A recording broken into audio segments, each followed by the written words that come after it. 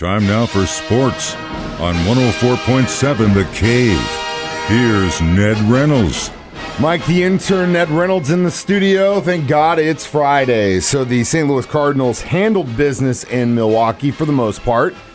They just opened up their series against the Dodgers. Did they continue that trend? This team is on a real roll right now.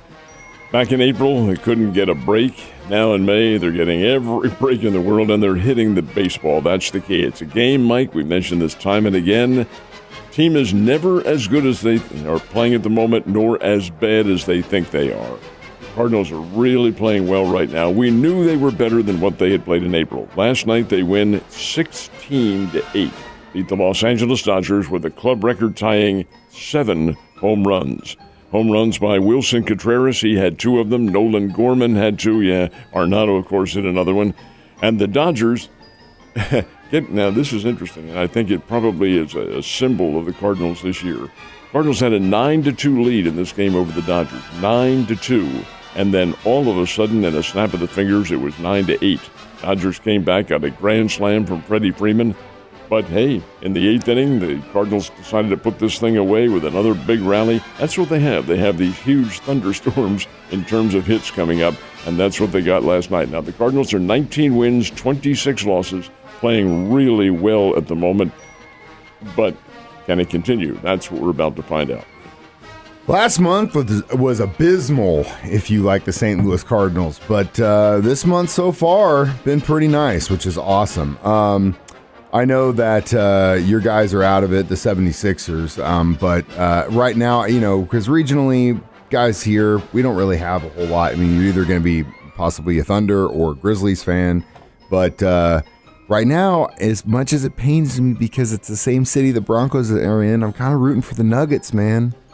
What a good team. They're a very good team. They were the number 1 seed in all of the competition, and I felt all year long the best team in the NBA. Well, last night they're playing the Los Angeles Lakers, Game 2 of their Western Conference Final, which is the NBA semifinals. And Los Angeles, the Lakers had the lead virtually the entire game.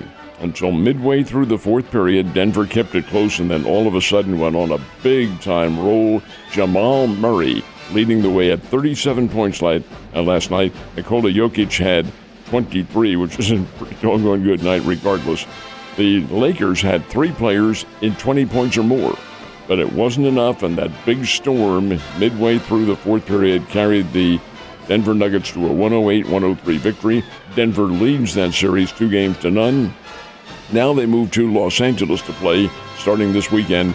Maybe a different story. The Lakers are pretty good. Any team that's got a LeBron James on it's going to be a pretty good ball club. There's no question about it. But Denver has the lead 2-0, and we'll see what happens. Fingers crossed. Again, I don't really have any dogs in this race at all, but as a casual NBA fan, would like to see some new blood in there. When have the Nuggets won a championship? Have they ever? Never? First time? Come on, man. It's their time. It's their time. Speaking of which, I don't think some of the teams that might make it into the Stanley Cup Finals have ever won a final yet.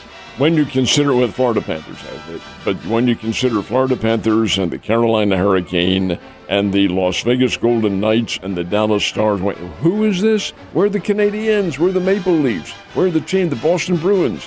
Well, the fact of the matter is, it's Carolina and Florida, and they are playing. They played last night their first game in the East Finals, which is the Stanley Cup semifinals, and in 4 overtimes.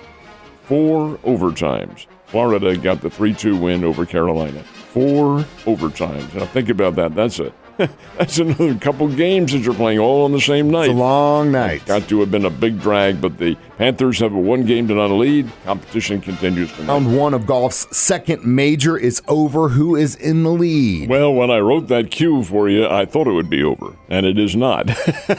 They had to suspend play because of darkness in Rochester, New York, or in that area. And just looking at the weather here, they may have rain up there today. It is not over. It had to suspend play, but the lead belonged to a guy named Eric Cole, who is a 34-year-old veteran of many tours, including the Korn Ferry, and did play here in Springfield. Eric Cole was 5 under par when the competition was halted, and he was on the 14th hole at the time. Bryson DeChambeau from the Live Tour was 4 under at 66, and Scotty Scheffler, a Canadian player named Corey Connors, and the Austrian veteran Sepp Straka all were very close. But they'll complete the round today and then move into round 2 of the PGA tournament tomorrow, or later today, I should say. But right now, Eric Cole, nobody's ever heard of him. His mom and dad were star players back in the 1970s. Bobby Cole came from South Africa. He was to be the next superstar on the tour and never really panned out. And his mother, Eric Cole's mother, Laura Ball, was the poster gal for the LPGA back in the 1970s, also a very fine golfer. So the guy has a golfing background and has the lead at the moment in the PGA. Pretty exciting stuff. I know you've got a nap in your future watching some of that golf this weekend. All right, so last night you were not napping at Hammons Field with the Missouri State Baseball Bears' final homestand. Pretty good game? No, it was not. Bears did not play well at all. They were uptight. Indiana State, the team that's number 1 seed and will be number 1 because the Bears had to sweep the series, and obviously they're not going to. Indiana State's a very, very good baseball team. They beat the Bears 11-4, put it away in the second and the third innings. In the second inning, Indiana State got a 3-run homer and took an early 3-0 lead, scored 5 more runs in the third inning, and the Bears were not helping themselves, had very loose play, committed 4 errors in the game, and the pitching wasn't very good. You knew the Bears had to really be good to sweep the series, and it's not going to happen. Indiana State wins the opener 11-4. The Bears are locked into second place, and that's where they'll be when these teams get on the bus on Saturday and head over to Terre Haute, Indiana. Indiana State's home. That's where the conference tournament is, fortunately for Indiana State this year.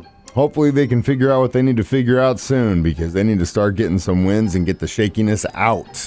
Prep baseball, where are we at there? Well, we had one district final. Actually, that's not fair to say. We had 2 district finals yesterday, and it was Nixa upsetting Republic 6-2. That was in the 1 down in Republic. And then down in Monette, Monette got a 1-0 win over Seneca. They are both now district champions. Glendale and Willard are scheduled to play this evening, and we'll see if they're able to get the game in because of rain. Sectionals and quarterfinals are next week, and then the state championships begin on Monday, May 29th, and run through the entire week down at what used to be U.S. Ballpark in Ozark, but is now called Sky Bacon Stadium. We've already talked about it, and if you're listening, Sky Bacon people, I would love a T-shirt with that logo on it. Ned, you have a wonderful weekend. See you on Monday.